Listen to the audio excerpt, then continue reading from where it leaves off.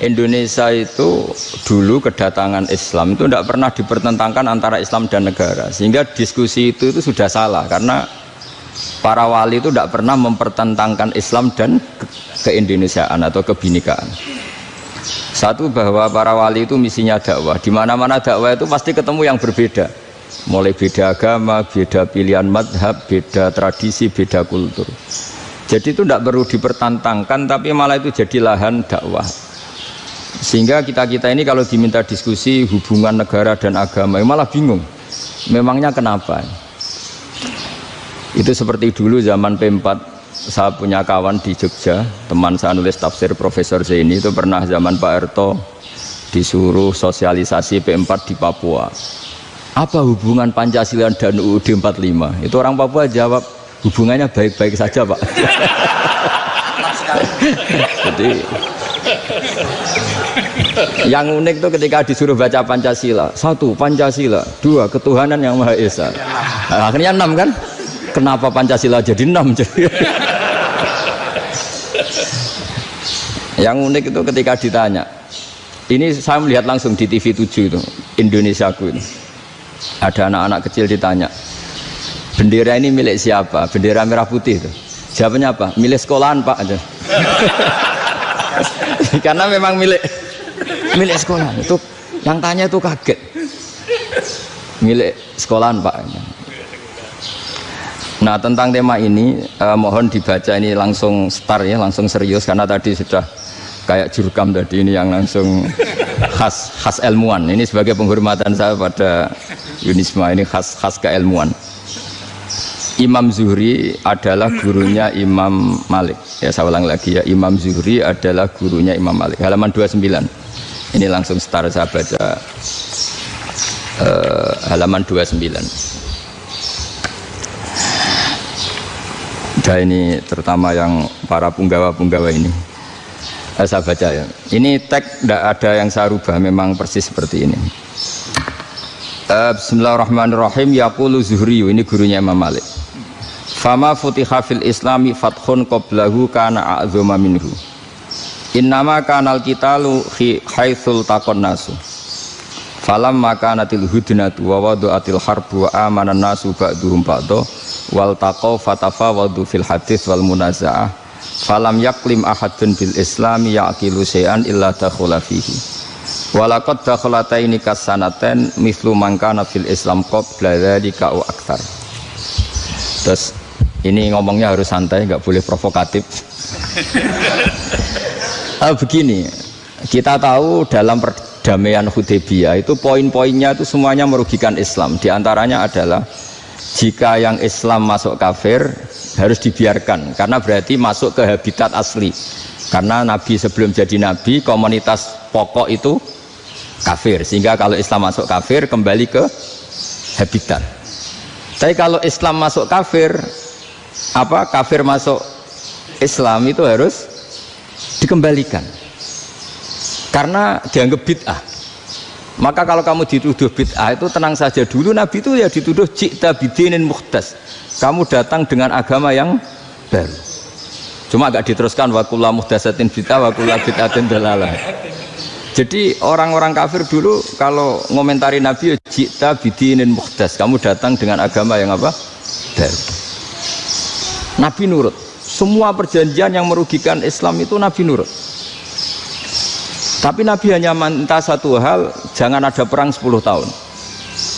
Dan orang boleh seminar, boleh diskusi tentang Islam. Ya ini dengerin betul ini. Jadi saya tidak akan provokatif, ini pakai logika. Nanti bisa dipakai disertasi doktor.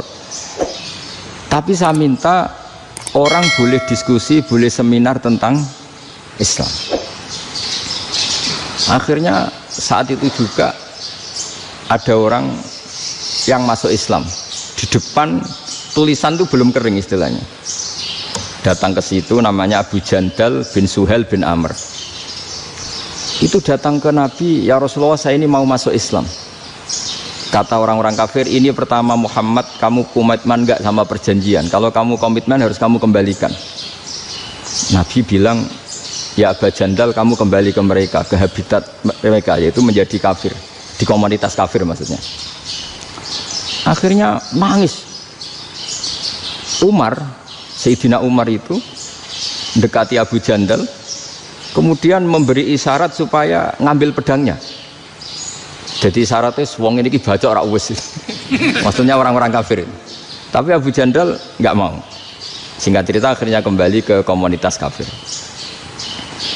Tapi yang dikatakan Imam Zuhri cara analisis ini nggak bisa pakai provokatif, harus pakai analisis. Innama kanal qitalu haitsul taqon nasu. Yang namanya perang itu menjadikan orang tidak berpikir jernih. Ini poin yang diambil oleh Rasulullah. Kalau dibahasakan Nabi curi kesempatan, masuk Nabi dikatakan mencuri, meskipun itu hanya bahasa ya. Tidak mungkin lah kita bahasakan seperti itu. Saya ulang lagi ya. Kenapa ada perang berkesinambungan sampai tahun ke-8 Hijriah? Mulai tahun kedua ada perang Badar sampai tahun 8 Hijriah itu perang terus. Nabi sama orang kafir perang terus. Akibatnya apa Pak Profesor? Namanya perang itu ya nggak kau bermikir. Pokoknya agar ketemu Islam perang, Islam ketemu kafir perang, nggak kau bermikir. Padahal Islam itu bisa diterima oleh akal sehat, harus lewat diskusi, lewat pengamatan, lewat pemikiran, lewat pengendapan berpikir. Makanya Nabi tahu ini masalah besar. Kalau orang perang terus, itu gak kober mikir Islam, tidak sempat diskusi tentang Islam. Makanya Nabi hanya minta satu poin. Oke, perjanjian ini satu rutin semua, tapi saya minta orang kafir semuanya boleh mendiskusikan Islam, boleh seminar tentang Islam. Mereka bilang iya, pada pikiran mereka kan diskusi paling piye. Ternyata betul, ada diskusi. Terus temanya gini, kira-kira bener di Muhammad Abu Jahal. Terus Tuhan Muhammad sama Tuhan Abu Jahal itu keren mana? Diskusi. Tuhan Muhammad itu khaliqus samawati wal ardi, yang menciptakan langit bumi. Sebagaimana kampanyenya Muhammad. Ya mereka masih jangkar bilang Muhammad. Kalau Tuhan kita, ya berhala itu yang kita bikin, yang kadang rusak, yang kadang kudanan, terus lumutan, pokoknya terus diskusi. Kita kok bener pengirannya Muhammad. Terus Muhammad Abu Jahal. Mulai dhisik Muhammad itu ratau bodoh nih. Mulai dulu Muhammad tuh gak pernah bohong. Abu Jahal, waduh, wis bodoh nih ngongkonan. Wis ribet kan? Dan semua diskusi itu mengarah ke kebenaran Islam. Akhirnya wong kafir sing tokoh-tokoh cara Jawa yo, wah semane jebule masalah ini kan. Artinya gini, kalau kita ingin Indonesia damai, sebenarnya yang untung itu Islam. Karena Tuhan yang menciptakan langit dan bumi tentu gak akan diperbandingkan atau akan dikalahkan oleh Tuhan yang lahirnya saja sudah di bumi. Misalnya kita menjual Tuhan Allah, siapa itu yang menciptakan langit bumi, yang ada sebelum langit bumi, bandingkan dengan Tuhan yang lahirnya di bumi, ada tanggal lahirnya, ada aktenya, itu kan sudah ribet kan. Begitu juga kalau memperbandingkan tokoh, Muhammad itu siapa? Tokoh yang bisa menyatukan pan Arabik, tokoh yang begini-begini, yang sayang istri, sayang keluarga, dibandingkan dengan tokoh Abu Jahal, Abu Lahab yang corong jauh penggaweannya yang ngerugikan orang lain. Akhirnya orang itu mulai tertarik sama Islam. Makanya kata Az-Zuhri pakai bahasa dulu, falam yaklim ahadun bil Islam. Tapi kalau sekarang yang populer itu bahasa yatakallam. Sebenarnya yang benar itu bahasa kalimah yaklimu kalaman, karena masdarnya itu kalam, berarti sulasi nopo mujarrad. Tapi di fiilnya itu mujarradnya enggak kelaku. Jadi di fiilnya takallama yatakallamu, tapi untuk masdarnya yang kelaku kalaman. Jadi ini agak unik, agak enggak lazim. Mestinya kan takallama yatakallamu takalluman, tapi di masdarnya kalam populer, tapi di fiilnya tidak populer. Saya teruskan ya. Ini penting sekali. Jadi menjual Islam, kalau boleh dibahasakan menjual, itu tetap enak dalam kondisi damai. Karena kalau kita perang, itu bawaannya kalau ketemu ya perang. Kalau ketemu perang, sehingga orang itu rakober diskusi dulu. Saat benernya Islam sampai kafir itu bener di. Karena tidak kober diskusi, tidak sempat diskusi, orang yang milih yang kafir. Karena yang mayoritas yang kuat. Sementara Islam zaman itu lemah. Ya Nabi itu yang diminta hudnah, yang penting kita damai. Terus orang boleh mendiskusikan benar mana kita dan mereka. Ya setelah diskusi ya tadi kan nggak mungkin Allah yang begitu keren hebat pencipta langit bumi dibandingkan berhala yang mengurus dirinya sendiri saja tidak bisa. Walhasil terus orang mulai tertarik sama Islam dan aturannya nggak boleh dilarang diskusi itu. Nah makanya saya pernah ditanya beberapa profesor di Jogja, Gus, suatu saat kalau kampus paling keren di Jogja ini ada Islamic Studies, kemudian pengajarnya dari berbagai agama, ini riskan nggak bagi Islam? Saya jawab, asal yang didiskusikan Islam itu nggak masalah, yang repot itu nak umat Islam.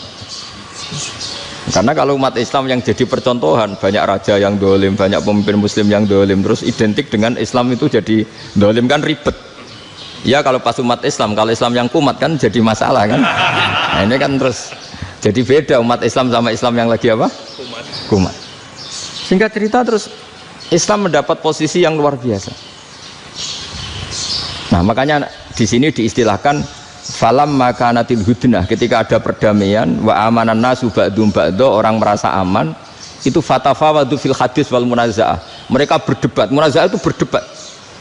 Keren mana konsep Muhammad dengan konsep Abu Jahal, keren mana konsep Tuhannya Muhammad dengan Tuhan kita, terus diskusi dan mereka akhirnya ikrar, wah yang benar ya Muhammad lah. Di mana-mana Tuhan tuh ya sebelum langit dan bumi, di mana-mana Tuhan yang punya reputasi menciptakan. Masa Tuhan reputasinya diciptakan, kayak berhala dan sebagainya. Ibadah juga gitu. Ibadah wong kafir itu kalau tawaf itu telanjang, ibadah Muhammad santun pakai pakaian, terus akhirnya mereka mulai tertarik Islam. Sehingga saya lihat di beberapa tafsir, saya memang tidak akan ngomong yang tidak serius, ngergani Unisba ben sawangane pemikir serius. Di Quran itu sampean lihat di tafsir Tobari itu ada ayat bal naqzifu bil haqqi 'alal batil fayadmaghuhu fa idza huwa zahid. Qadzafa itu kalau di kamus tak lihat itu takallama bila dalilin. Qadzafa itu yes, pokoknya sekenanya. Artinya gini, kebenaran Islam atau kebenaran hak itu kamu taruh sekenanya saja itu tetap menang. Apalagi kamu taruh secara teratur, kamu taruh sekenanya saja itu tetap menang. Sehingga di sini banyak sahabat yang hidup di Cina. Sekarang juga banyak orang alim yang milih hidup di Amerika, banyak orang alim yang milih hidup di Inggris.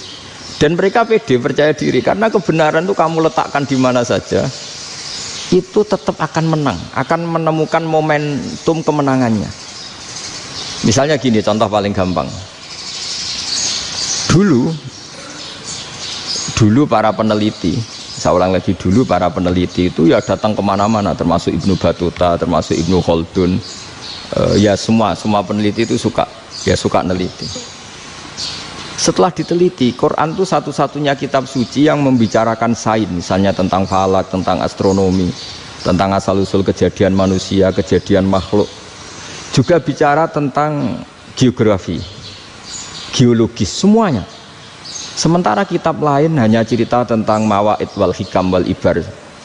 Jadi diteliti kayak apa, pada akhirnya hak ini yang menang. Bal naqdhifu bil haqqi 'alal batil fayadmaghu fa idza huwa zahid.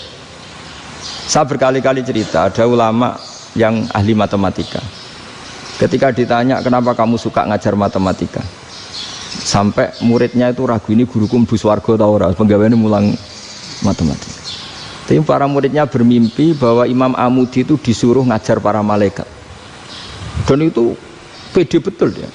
Kata Allah, ini ulama saya yang iman kepada saya setingkat iman kamu. Jadi malaikat itu tidak mungkin Gusti, kita menyaksikan langsung engkau, sementara ini di bumi nggak nyaksikan jenengan. Kenapa bisa sepede dan seyakin itu? Akhirnya Imam Amudi disuruh ngajarin matematika. Jadi Anda kalau profesor itu nanti harus sempat ngajari malaikat, itu baru benar-benar profesor. Jadi nanti di akhirat ngajari siapa? Malaikat. Jadi ada seminar yang melibatkan banyak malaikat, narasumbernya itu seorang profesor. Itu ketika kenapa engkau begitu yakin kalau Allah itu Tuhan dan Allah itu Al-Wahidus Shomad. Terus Imam Amudi mulai nulis angka agak beraturan, 2, 3, 4, 5 sampai 1 miliar, 1 triliun, semuanya enggak beraturan. Kata beliau, nisbatus naini wasalasa ila ma la nihayatalaha iku nisbatul far'i ilal asli. Mbok angka sebanyak apapun, 2 dibanding 1 ya far'ul wahid, 3 dibanding 1 ya far'ul wahid. Semua angka yang enggak terhingga pun dibanding 1 semuanya far'ul wahid. Semua angka sebanyak apapun itu cabang dari angka 1. Fakullu hadhil awalim far'un minal wahidis shomad, yaitu Allah Subhanahu wa ta'ala. Akhirnya malaikat tepuk tangan, iya juga. Jadi begitu juga ada ulama itu ahli gambar. Saya dulu ngaji sama Mbah Mun Al-Husunul Hamidiyah, itu kitabnya itu banyak gambarnya. Dan gale gambar yang ngawur betul, mangga ahli gambar. Saya lepol, terus sempurna lele. Semua gambar bangunan, gambar sapi, pokoknya gambar. Ternyata dia menemukan Tuhan itu dari gambar. Gambar serapi ini atau seruwet ini sama. Gambar rapi sama ruwet itu sama kalau dalam pandangan tauhid. Dimulai minan nuqtah al-wahidah. Kowe cek gambar sing rapi sing indah, cek gambarmu elek, dimulai dari satu titik. Dan titik ini nuqtatil wujud, yaitu Allah Subhanahu wa taala. Jadi nak cara ahli tauhid gak penting gambarnya api, menang lomba atau ora penting. Butuhe hadis surah ini gambar baik yang rapi maupun ndak adalah min nuqtah dari satu titik. Nah, alam raya sebanyak ini mbok gambar mbok ora, cek mulai Mars sampai Jupiter kabeh semua bentuknya yang banyak ini semuanya min nuqtatil wujud, yaitu dari titik wujud. Gini kok Allah Subhanahu wa taala. Di sini hebatnya ulama-ulama, mbok dia pengajar matematika, mbok pengajar gambar, semuanya dipakai perangkat untuk tauhid. Nah, itu kan juga bagian dari Islam damai, Islam yang sangat jadi tidak perlu perang untuk orang dipaksa Islam, nggak perlu provokatif kayak tadi pidatonya rektor jenengan tadi. Jadi ciri utama ilmuwan tuh kalau ngomong datar tapi logikanya nggak terbantahkan, itu ciri khas ilmuwan. Kalau ciri khas politikus kalau ngomong itu keras, provokatif lah kira-kira gitu. Tapi isinya biasa. Nah, saya berharap nanti semua profesor doktor itu datar tapi isinya kualitasnya bagus ini. Mentes. Jadi makanya terus kata ulama, kenapa diistilahkan balnat zifu bil haqqi? Kenapa pakai qadzafa sementara qadzafa maknanya takallama bila dalil? Maksudnya bila dalil di sini itu min ghairi ikhtiyajin ila dalilin. Kebenaran itu memang nggak butuh dalil. Apa kita perlu dalilnya apa? Buktinya apa? Kalau tiga itu cabang dari satu. Wong gendeng yang takut gitu pasti orang gendeng. Wong tiga cabang dari satu kok ditanyakan buktinya apa? Itu min awalil bidah. Pertama orang pasti tahu kalau tiga itu far'ul wahid. 1 juta juga far'ul wahid. 1 miliar juga far'ul. Gambar yang sebanyak apapun ya dimulai dari satu titik. Cek gambar benar maupun yang tidak. Akhirnya apa? Ulama dulu itu sebegitu rileks nerangkan tauhid. Lalu kenapa asma ini yang ya ini kan khas NU ya, khas pesantren. Sebenarnya saya keberatan pakai istilah khas NU, pakai khas pesantren karena NU itu anaknya pesantren, jangan dibalik pesantren anaknya NU, karena sebelum ada NU itu ada pesantren. Tapi kayaknya Unisma lebih suka pakai bahasa NU dan saya ya agak orderan yang terpaksa disuruh ngomong. Ini agak apa ya, agak kacau sebetulnya ini, agak kacau. Jadi NU itu sama pesantren itu tua pesantren. Jadi NU dilahirkan pesantren, bukan dibalik pesantren dilahirkan NU. Sehingga barokahnya didirikan pesantren ini, kadang nyuwun sewu sekali Mbah Hasyim itu kadang ide besar beliau itu ora dituruti wong NU. Jadi Mbah Hasyim cara kula kok dadi Mbah Hasyim ya mangkel. Mbah Hasyim itu ngarangno kentong. Nggih ngaramno beduk, tapi NU nganggo kentong. Beduk. Dan uniknya Mbah Hasyim enggak tersinggung. Karena ciri khas pesantren itu membolehkan perbedaan apa? Pendapat. Itu masyhur khilafnya Mbah Hasyim sama Mbah Fakih Mas Kumambang itu sampai dikitabkan. Saling ngeritik, saling macam-macam lah. Jadi cara berpikir Mbah Hasyim ketika Nabi rembukan, ini gimana ya cara menentukan waktu sholat ya? Ya pakai kentong ya Rasulullah, zakalin nasoro itu untuk orang Nasrani. Ya pakai buk itu trompet, zakalil Yahud itu untuk orang Yahudi. Terus ada yang lagi pakai api ya Rasulullah, zakalil Majusi itu orang Majusi. Setelah itu ada orang datang lari-lari cerita mimpi azan tadi. Ya itu terus dipakai sarana pemanggilan sholat ya azan itu. Sehingga Mbah Hasyim menolak kentong. Karena mantas sababi kaumin bahwa beliau keras sekali sampai bilang haram. Beliau judulnya ya haram, al jasus antakrimin nakus. Setelah naskah itu sampai ke Mbah Fakih Mas Kumambang di Gresik situ, di daerah Dukun situ. Dulu nggak ada WA ya, jadi sampainya ya lama. Makanya saya sampai sekarang nggak punya WA karena ya saya ulama kan, kalau WA-an terus ya jadi ulama. Nggak jadi ulama main WA-an terus itu. Nah itu termasuk rektor nggak kober mikir itu mesti kebanyakan WA.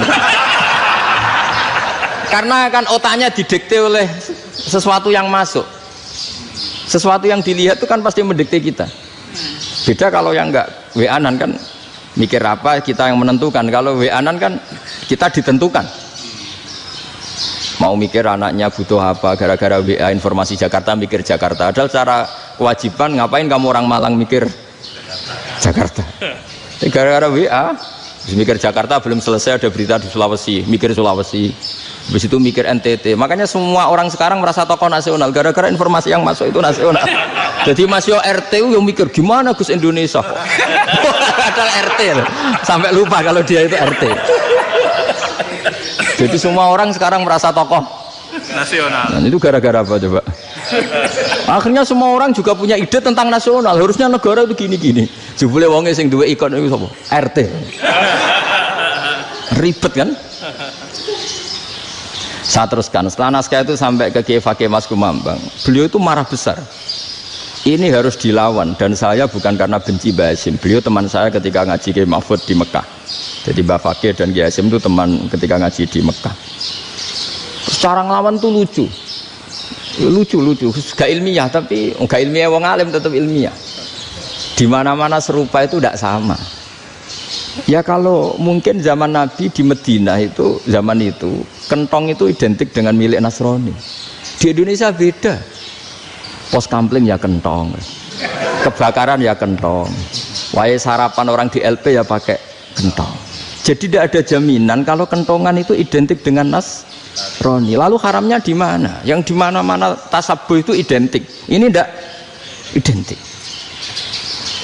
Mulai masalah kan? Mulai masalah. Jadi beliau gaya judul Hazruus. Hazruus itu kepala bergeleng-geleng. Sekarangan kok ngene. Jadi sekarangan kok provokatif gitu gitu. Nah, dan itu Mbah Hasyim ya hormat Mbah Fakih hormat Mbah Hasyim. Saya sendiri secara pribadi itu lebih suka pendapat Mbah Hasyim sebetulnya. Karena bagi saya sholat itu sakral, ya sudahlah kalau sakral ya dipanggil dengan sesuatu yang sakral yaitu kalimat thayyibah adzan. Tapi saya tidak akan bilang kalau kentongan itu haram. Karena kalau haram alasannya mirip orang Nasrani, sementara pos kampling ya pakai kentong, ada banjir ya kentong, ada kebakaran ya kentong. Jadi tidak identik untuk misa atau untuk sholat ala Nasrani. Tapi itu dulu ya rileks saja, dua beliau itu ya saling menghormati padahal saling kritik. Dan dulu ulama yang beda madhab itu ya saling menghormati. Imam Syafi'i itu kalau sholat di kawasan Masjid Abi Hanifah ya tidak kunut. Ketika ditanya kenapa kamu tidak kunut sementara engkau berpendapat kunut itu sunat, ikroman di hadal madhab, saya sangat menghormati madhab. Imam Ahmad bin Hanbal itu berpendapat kalau orang pakai bekam, pakai iftisot atau hijamah itu batal sholatnya. Sementara Imam Syafi'i mengatakan tidak batal apa sholatnya atau wudunya tidak batal. Tapi Imam Ahmad itu ditanya, apa kamu makmum Syafi'i? Bagaimana mungkin saya tidak makmum sama wali kutub seperti Imam Syafi'i? Padahal menurut keyakinan Imam Ahmad ini sholatnya batal. Ini habis ikhtijam udah wudu. Tapi tetap saja beliau karena perbedaan pendapat di furu' itu lazim. Ya orang boleh berdebat lah. Ketika Unisma datangkan saya, itu saking senengnya kiai, apa saking sombongnya sampai ngatur kiai, kan nggak pernah bisa diperdebatkan. Itu kan orang boleh debat kan? Itu saking angkuhnya, apa saking senengnya kan nggak jelas kan? Kan dan orang boleh setuju pendapat saya, yaitu ngatur kiai itu haram. Setuju juga Pak Rektor, ekspresi mahabbah itu ya macam-macam. Dulu sahabat ya gitu, sahabat itu ada yang nggak kenal wajahnya Nabi sama sekali sampai akhir hayatnya. Ketika ditanya, lo kamu itu sahabat kok nggak tahu wajahnya Nabi? Saya tidak pernah berani memandang Nabi karena ijlalan Nabi, terlalu menghormati saya sehingga tidak berani memandang wajahnya. Ada sahabat yang penggawaannya dulu wajah Nabi sampai bisa nyifati alfiu faminunil hajib, sampai bisa nyifati detail karena dulu wajah Nabi itu ibadah. Ada seorang wali ditanya, kalau kamu di surga ingin nggak melihat Allah? Enggak. Loh, tapi semua orang ingin melihat Allah. Unazzihu dzalikal jamal an-nadhari misli. Ben gak elek-elek Allah tak delok terima aku. Wong ra jelas. Berarti kamu kok delok pangeran. Banyak. Jadi justru tapi karena saking takzimnya. Enggak lah, mosok sak aku kok. Makanya saya berkali-kali cerita. Menurut kesepakatan ulama, soft awal itu paling baik. Tapi banyak juga wali yang kalau sholat itu di belakang. Koyok paling bener yang kok ngarep gitu. Bayangkan misalnya kamu semangat di soft awal di Masjid Haram, jebule sholatnya salah. Itu dari malaikat gayane kok ngarep, jebule ra roh. Iku di sini-sini wong. Jebule bodoh gitu. Gayane kok ngarep jebule. Coba orang kalau sowan Mbah Mun yang berani di depan itu kan ya ketuanya atau jubirnya kan, yang merasa tidak pati pinter-pinter kan mesti di pojokan. Artinya sudut pandang seperti itu ya sah saja, apa? Sah saja. Makanya banyak sahabat yang jarang sowan Nabi, alasannya takut ganggu Nabi. Banyak yang sering sowan Nabi, alasannya seneng Nabi. Yang sowan ya seneng Nabi, yang nggak sowan alasannya seneng. Loh, Nabi itu tokoh, punya keluarga, punya anak. Kalau saya sering sowan berarti sering ganggu. Yang sering sowan dia alasan ini khazanah kita harus istifadah. Jadi zaman dulu dia biasa dua sahabat, yang satu milih mahabbah itu milih sering sowan, yang satu juga mahabbah milih tidak sering. Karena pertanyaannya bisa dibalik kan, sering sowan apa sering ganggu coba. Nabi Abedar, assalamualaikum. Nabi nimang cucunya, assalamualaikum. Ayo bener yang sowan apa bener yang enggak kalau seperti itu. Akhirnya terus diatur sedemikian rupa oleh Quran. Walau annahum sabaru hatta takhruja ilaihim lakana khairal lahum. Jadi sahabat kalau mau sowan Nabi ya nunggu di sufah. Kalau Nabi keluar berarti milik publik. Sekali masuk ke dalam tidak ada sahabat yang berani sowan. La tadkhulu buyutan Nabi illa ayyudzana lakum. Kalau soal sampai masuk dalam harus nunggu dipanggil. Karena sekali Nabi masuk dalam itu milik privat keluarga, milik istrinya, milik cucunya, milik keluarganya. Jadi Nabi sekali keluar ke ruang itu berarti milik publik. Itu terus jalan tengah. Karena kalau langsung masuk, bayangkan saya itu sering menyaksikan Mbah Mun habis ngaji 2,5 jam ngaji Jalalain, baru masuk assalamualaikum, padahal yai mungkin mau ke kamar mandi, mau ini itu. Jadi dulu itu Quran sangat modern, sebelum ada dokter ngatur tamu, rektor ngatur tamu itu Islam sudah modern.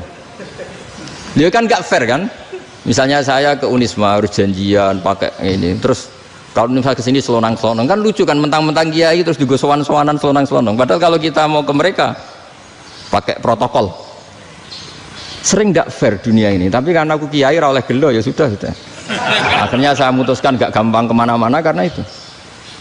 Saya sering didatangi ajudannya menteri, Gus mau ada tamu dari Jakarta tanggal ini. Mesti saya dengan mereka milih tanggal yang mereka kosong. Kok tidak mikir apa saya pas itu kosong? Tak jawab enggak lah, sebelum diatur bahasanya dan tawaduknya gitu. Akhirnya dibalik, datang lagi, Gus jam dengan kosong apa kita menyesuaikan. Lah itu lagi dia akhlak kata saya. Itu baru punya akhlak kata saya. Bukan masalah ini, bukan masalah gengsi ya. Saya sendiri itu dolan ke alumni itu jarang, karena ya takut. Kiai kan yo nganggur, jam 09.00 nganggur, jam 10 nganggur. Bisa saja alumni itu kerja di pabrik, bisa saja yang latihan ekonomi di pasar. Jika kalau saya datang jam 9, iki kiai sing nilai santri ini, apa kiai sing ganggu santri? Nah karena orang ini melakukan rutin, gak kok berpikir, pokoknya ini jenis silaturahim. Mau nyerah kok berpikir, padahal kalau diangan-angan, ini kiai yang nilai santri ini, apa kiai yang ganggu santri ini karena datang di jam kerja. Nah, bayangkan kalau kebenaran dulu itu dikawal oleh satu peradaban perang. Jadi Nabi sesuai diangen-angen Nabi. Perang Badar menang Nabi, perang Uhud menang wong kafir, perang ini gonta-ganti. Apapun itu yang penting satu kesimpulannya, cara Rasulullah kesimpulannya satu. Orang tidak kober mikir kebenaran secara mengendapkan pikiran dengan pikiran jernih. Maka hebatnya Nabi ketika perjanjian, pokoknya saya minta nggak ada perang. Dan orang yang boleh mendiskusikan Islam. Itu luar biasa idenya Nabi. Karena bawaan perang itu wong kan nggak kok bermikir. Ibarat seorang misalnya senang satu perempuan, ketemu rivalnya langsung perang kan nggak mikir. Tapi kalau kau bermikir, Diangen-angen cawe wedok iku ora seneng aku. Untungnya apa untuk wong ayu ora seneng, malah mau loro hati. Terus sudahlah, buruan dialihkan kemana kan gitu. Itu nak mau amen WA nan tukaran lewat SMS atau tarung langsung ora kok bermikir. Tapi kalau kau bermikir, akhirnya berpikir nih. Perempuan tadi sebenarnya yang disenangi siapa? Oke, ternyata senang Pak Erik. Sudah kita ngalah. Karena tidak ada nikmatnya kan menikahi perempuan yang sama sekali tidak mencintai kita. Tapi kalau nak kau berpikir pokoknya diprovokasi, wah gue kalah mbak A, gue kalah mbak B. Pikirannya kan, ojo sampai kalah, ojo sampai kalah. Bareng wis menang ternyata ada lah. Nah bayangkan Islam itu seperti itu dulu, dipertarungkan.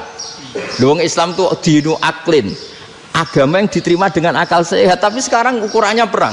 Yang menang berarti benar, yang menang benar. Kan terus jadi repot. Itu Nabi tidak ingin, makanya Nabi ingin sudah lah, nggak ada perang. Nah makanya kata Imam Zuhri, fathul Islam terbaik adalah orang boleh diskusi tentang Islam dan tidak ada perang. Lagi-lagi penting, tidak perang itu penting, silmun itu penting, perdamaian itu. Setelah tidak ada perang, akhirnya fatafawadu fil hadis wal munazah, orang boleh diskusi apa saja, termasuk boleh adu polemik. Konsep satu Tuhan dan Tuhan banyak diperdebatkan. Akhirnya Nabi secara rileks bisa menjelaskan, Muhammad, urusan kita banyak, kalau Tuhannya satu tidak cukup, Tuhan harus banyak untuk menyelesaikan berbagai urusan. Ada Tuhan bagi rektorat, bagi macam-macam kan. Ada Tuhan untuk ngurusi utang, ngurusi BPKB, macam-macam. Terus kata Rasulullah, enak saja Nabi jawabnya, ya kalau kamu punya majikan banyak, perintahnya beda-beda, kamu mangkel enggak, bingung enggak? Ya susah mat, kalau majikannya banyak, perintahnya beda-beda, kita jadi repot. Seneng mana? Seneng majikan satu. Ya sudah, Tuhanmu itu majikan kamu, kalau Tuhannya banyak perintahnya macam-macam, kamu yang repot. Akhirnya sudah mat, Tuhannya satu aja. Nah, itu ya barokahnya diskusi tadi, barokahnya enggak perang. Daraballahu mathalan rajulan fihi syuraka'u mutasyakisuna wa rajulan salamal lirajul hal yastawiyani masalah. Terus alhamdulillah. Jadi orang yang paling kafir pun saat itu taslim. Nah ini kembali ke kalimat la ilaha illallah. Saya tidak perlu provokatif, pasti teori saya itu benar. Bukan saya bilang benar itu karena sombong, enggak. Ini sesuai teks. Misalnya begini, benar enggak kelompok takfiri yang suka ngafirkan orang lain? Itu pasti tidak benar. Logikanya gampang. Orang yang kafir 70 tahun saja dengan melafadzkan la ilaha illallah menjadi muslim. Masa dengan kalimat yang sama yang muslim menjadi kafir? Itu logikanya kan enggak ketemu. Orang kafir 70 tahun untuk menjadi muslim disuruh baca apa? La ilaha illallah. Tapi gara-gara baca la ilaha illallah nyekel patok jadi kafir. Pertanyaannya, loh ini kalimat apa? Kalimat untuk mengkafirkan apa kalimat untuk mengislamkan? Karena yang kafir dengan kalimat itu menjadi Islam, ternyata yang Islam dengan kalimat itu menjadi kafir. Itu ketemu enggak cara logika itu kan enggak ketemu kan? Makanya cara pikirannya Abdul Hasan As-Sadzili, dan saya setuju pikiran itu. Istighfar ini boleh orang Jawa Timur protes karena kadang beda manhaj, tapi jangan protes saya, protes Abdul Hasan As-Sadzili kualat mesti sampean. Ketua Torekoh napa? Sadziliyah. Cara madzhab Sadzili, dan Anda boleh berbeda madzhab, mencari khasnya wong kampus itu wani beda. Beda kapasitas lah, pokoknya butuhnya beda. Dan ketok pinter, ketok kritis tuh. Cara madzhab Abdul Hasan As-Sadzili itu gini Pak Rektor. Jadi istighfar itu baik, tapi ba'da kamali tauhid, setelah tauhidnya itu benar. Alasan beliau masuk akal. Ketika ada ayat fa'alam annahu la ilaha illallah wastaghfir li dzambik. Bihadil kalimah. Jadi orang boleh istighfar itu setelah tauhidnya benar. Alasannya Abdul Hasan As-Sadzili begini. Qul lil ladzina kafaru iyantahu yughfar lahum ma qad salaf. Katakan kepada mereka yang kafir, sekali mereka tidak kafir, maka otomatis dosanya masa lalu diampuni. Pertanyaannya, yang bisa menghentikan kekafiran itu kalimat apa? La ilaha illallah. Dengan hanya melafadzkan la ilaha illallah Muhammadur Rasulullah, langsung yughfar lahum ma qad salaf, langsung dosanya diampuni. Berarti yang menjadi pengampun dosa lah, penyebab pengampunan itu apa? La ilaha illallah.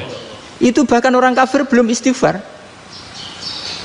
Di ayat itu kan Allah gak mensyaratkan setelah la ilaha illallah istighfar baru diampuni, enggak. Asal la ilaha illallah langsung yughfar lahum ma qad salaf. Saya ulang lagi ya, jelas ya. Jadi kulil ladzina kafaru iyantahu yughfar lahum ma qad. Nah sekarang iyantahu, mereka berhenti dari kafirnya. Syaratnya pakai apa? La ilaha illallah Muhammadur, itu langsung yufar lahum maqad. Artinya apa? Ghufranullah itu bisa didapat hanya dengan mujarrodut tauhid, yaitu hanya dengan melafadzkan kalimah thayyibah. Dan sahnya istighfar juga berdasar kalimah thayyibah itu. Misalnya gini, orang kafir sebelum Islam melafadzkan astaghfirullah, astaghfirullah, astaghfirullah, kira-kira diterima enggak? Enggak kan? Karena syaratnya istighfar ba'dat tauhid. Nah, makanya dalam mazhab Sadzili istighfar itu setelah la ilaha illallah. Karena cara pandang ya seperti itu. Jadi fa'lam annahu la ilaha illallah wastaghfir li dzambi.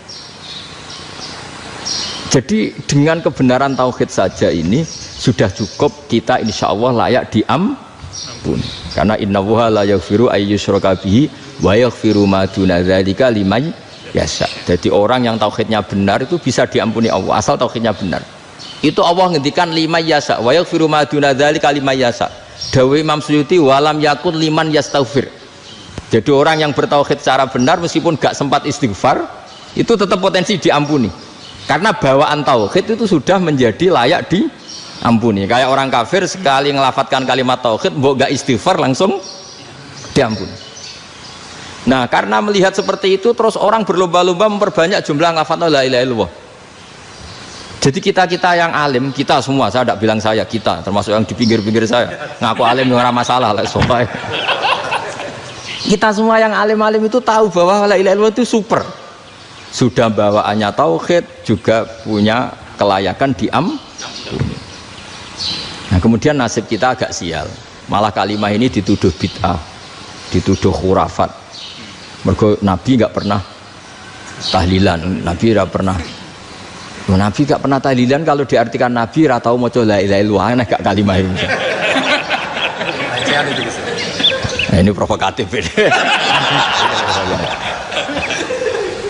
Jadi ini sudahlah keanehan-keanehan ini kita terima karena ciri utama wali, ciri utama ulama itu wa udhu fisabilillah, harus pernah disakiti. Jadi kalau Unisma sakit karo dituduh apa? Dituduh bid'ah itu berarti belum calon ulama. Anjar ulama itu wa'udhu fisabilillah, harus disakiti. Jadi kalau kamu disalahpahami itu ya harus santai. Provokatif tadi. Iya, termasuk provokatif tadi. Termasuk diatur tadi itu. Jadi kalau cara berpikir kan, karena mereka itu memang kalau kita turutin itu memenya itu terlalu, kadang menghujat kita itu. Enak ya jadi GNU, ada orang mati datang, kiainya dapat makan, dapat rokok, terus pulang gitu. Jadi apa, terus kita kayak tersangka terus. Kita kan kayak tersangka terus, tertuduh terus itu. Terus yang orang NU ya memenya juga nggak kalah ekstrimnya. Boleh ya ajaran orang nggak boleh ngasih-ngasih kiai gitu. Berarti boleh dong ajaran kikir gitu. Jadi memang kadang apa ya, cangkem elek lah bahasa kasarnya itu. Itu memang kadang lebih mengenakan. Kalau kita datang ke acara mayat kan dapat makan, dapat minum. Kalau yang sohibul bed rokok ya dapat rokok. Kalau kiainya dapat wajib, kadang 20.000, kadang 50.000. Terus memenya itu kok setega itu ya, ada orang meninggal kok malah kita makan-makan. Seakan-akan kan kultur ini biadab kan gitu. Tapi yang orang NU kebalikan bales. Oh ternyata nggak boleh ya mayat disodakoi, ternyata nggak boleh ya orang dermawan. Berarti Islam membolehkan medit ya gitu. Ya modus ini kan. Angen-angen itu luwih mandi timbang takbir ya kan. Karena ini kan memicu emosi kan. Memicu apa? Emosi. Nah tapi saya kalau disuruh bela mana itu tidak ada yang saya bela. Ya seorang sudah lah, kalau mau nganggur saja sudah itu juga. Ya tapi itu memang apa ya, itu khazanah Islam, ada yang kritik, ada yang enggak. Ya itu memang khazanah, ya biasa aja, kalau saya biasa aja. Wajar. Karena dulu ulama itu sudut pandangnya itu ya seperti itu. Ada yang ulama suka ibadah itu sholat, ada yang milih apa tidur. Sampai Imam Ghazali bilang suatu saat ibadah terbaik di zaman akhir itu tidur kan. Sholat saja kalah sama tidur kan. Tapi itu loh ya, yang wajib tetap loh, terus kamu gak sholat wajib. Begini beliau mencontohkan itu. Ada orang sholat tahajud terus obsesinya itu ingin hajatnya terkabulkan. Sementara yang tidur obsesinya nikmati rahmatnya Allah, boleh tidur, bisa tidur. Kata Imam Ghazali, timbang kita tahajud terus nuntut pangeran atuk turu katanya. Mergo engko dia akibat terus setan memberi bisikan, "Lho nyatanya kamu tahajud ya gak terkabul." Berarti cerita bahwa Nabi ngendikan kalau doa tahajud mustajab enggak. Daripada ngono ki atuk turu ora tau ndonga ya Ghazali. Timbang abri-abri Islam ya, timbang elek-elekin apa? Islam. Jadi ulama itu mulai dulu itu sudah berpikir. Banyak orang menjadikan tahajud, sholat malam itu media untuk hajatnya. Dan kalau nggak kesampaian ini mutung. Nyalahkan kiainya ijazah ramandi. Macam. Daripada ngono ora usah apa? Tahajud turu. Dan jenis kayak ini tuh banyak. Makanya ulama kayak saya itu saenake dhewe itu ya jarak. Saya sering didolani muhibbin terus bilang, "Gus, saya doakan gini-gini, saya mau nyalon bupati atau saya gini." Saya bilang, "Gak waduh orang dongo, nak ramandi darani ulama dongane ramandi. Nak mandi kamu jadi bupati tetap nganggep karena beli. Sopo sing ora roh bupati saya gak beli." Ribet kan? Ketika mereka jadi ngunsurkan doa kamu apa karena kemarin beli? Yang beli maksudnya, nggak beli nggak usah tersinggung. Jadi ribet ngadepin. Nggak, artinya gini loh, boyo doa itu jangan dipakai begitu loh. Kalau minta nasihat, tak nasihati jadi bupati yang baik, gubernur yang. Kalau minta doa itu resikonya. Akhirnya gigi kalau diminta doa ya doa, sebenarnya diisinya itu nggak doa kemenangan. Selamat. Itu nggak selamat gitu. Karena ribet. Makanya